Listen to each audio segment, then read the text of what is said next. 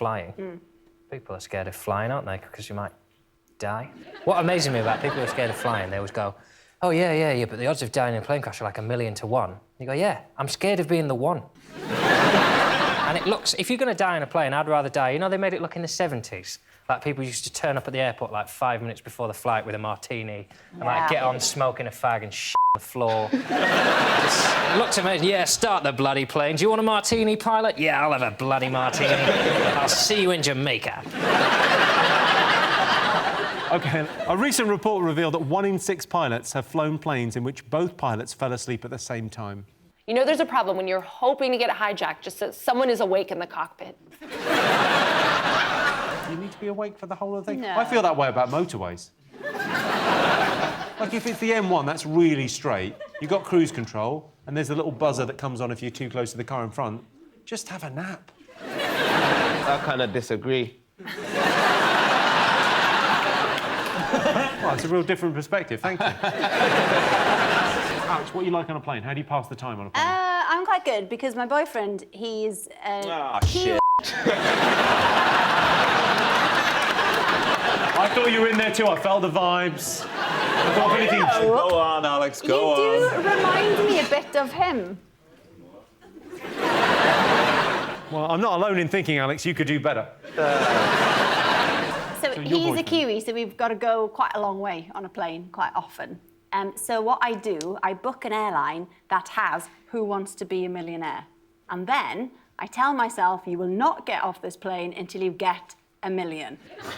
Which takes me quite a while. I would imagine, so yeah. That keeps me occupied for the entire flight. I feel that I would be scared of flying if I thought for a moment about how, in the name of Jesus, planes stay up there. But instead, I put it on the long list of modern things that I have no idea how they work. Phones, computers, wheelbarrows, like...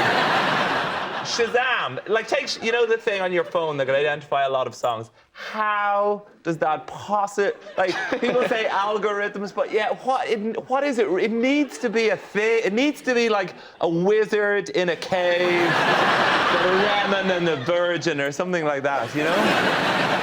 I'd like to be cremated and then made into pencils. When I'm dead. Is there lead in you? Stick around, baby, you might just find out.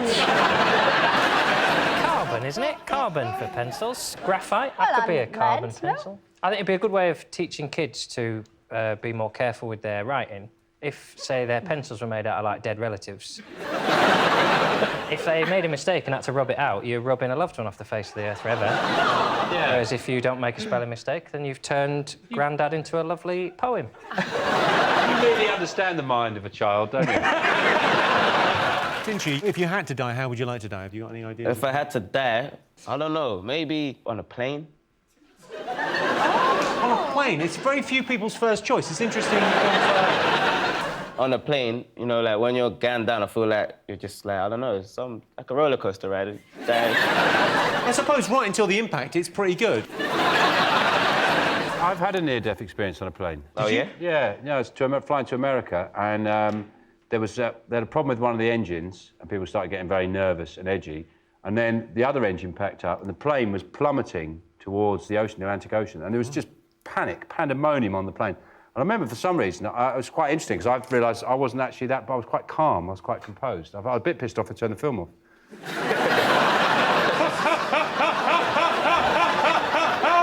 And there was a little old lady sitting next to me, and she was in a terrible state, and I felt responsible, and I was very calm. She was just, and I took her hand, and I brought it down onto the armrest, and I just looked in the eye, and I said, "F*** you, old lady! We're gonna die!"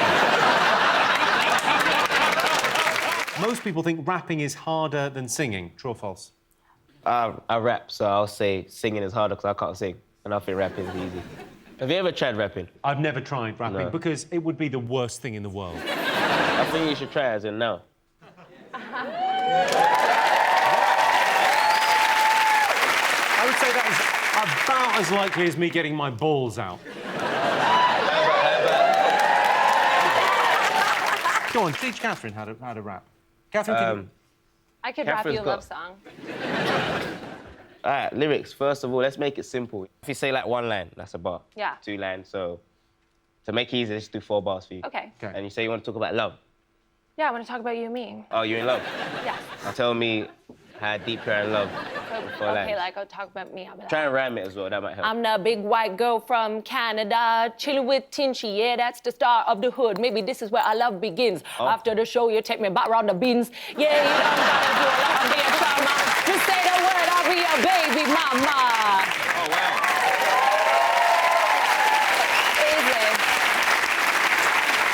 Easy. Most romantic gesture. What's the most romantic thing anyone's ever done for you, Alex? Taking me to Chicken Cottage. I did read about a man Go on. who took his fiancée to a hotel, and the plan was he was going to propose to this lovely girl. And so in the morning, he opened the curtains, and a year before, he'd planted these daffodils, and the daffodil spelt, "Will you marry me?" But imagine if there'd been a mole he didn't know about, and he'd eaten loads of the bulbs. And then when she pulled the curtains out, it just said, Willie... me. Willie me.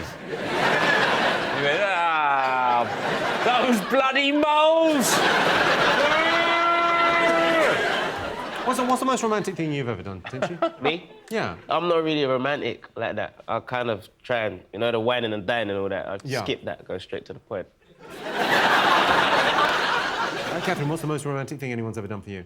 Well, I used to think cooking was really romantic till I saw how it turned out for the guy on Breaking Bad. My current boyfriend's very romantic. Right. But it's wasted on me. I'm a bit of a man. What? David, most romantic thing you've ever done? Fart the music from Sonic the Hedgehog. No way, the whole thing? Well, certainly it sounded like the start of it, where we both just went, that was the Sonic the Hedgehog music. What was that second bit?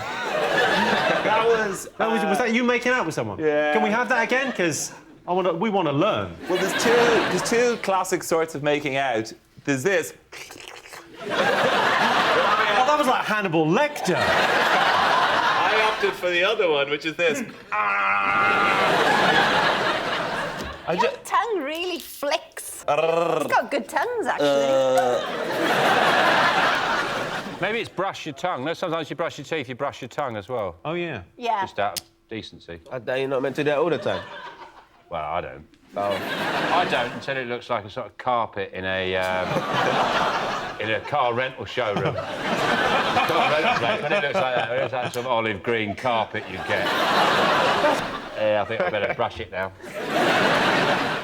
You can go too far. I mean, too romantic is weird. I once wrote a girl's name all through an exercise book and sent it to her. I thought it was romantic. It showed devotion and grammatical accuracy. But too much romance, it can be a bit wet. So what's the line? What crosses the line for you? Take somebody out for a meal, great. Perfect. Write their name on every page of an exercise book, over the line. So hopefully you're the right side of the line now. I've zigzagged that you've got a girlfriend. Good. I know, and I've learnt not to be romantic. So that's it. Sometimes I'll throw a wet tea bag at her head, just so she knows.